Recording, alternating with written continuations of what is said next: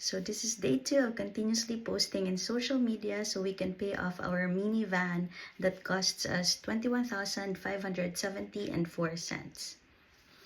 Hi, I am Marvy. Me and my husband are healthcare workers here in Oklahoma City. I have 2 boys and they are 7 months old and 3 years old. Just a little story time.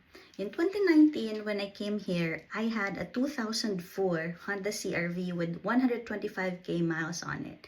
So I got it through a friend for $4,000 and I drove it for a couple years before I sold it for $3,200. Not bad. And that's when I decided to upgrade to a brand new car. I really felt so happy during that day. Owning an old used car wasn't pleasing to me at first, and for others as well. But if you don't know how to drive, you live in a small town, having a paid off car is better than nothing.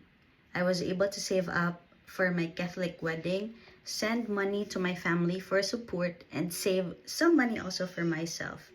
My question for you is, what was your first car? How much was it when you bought it? And how many miles were on it? Comment below if you can relate with me. And please follow along in my journey to financial stability. Thank you.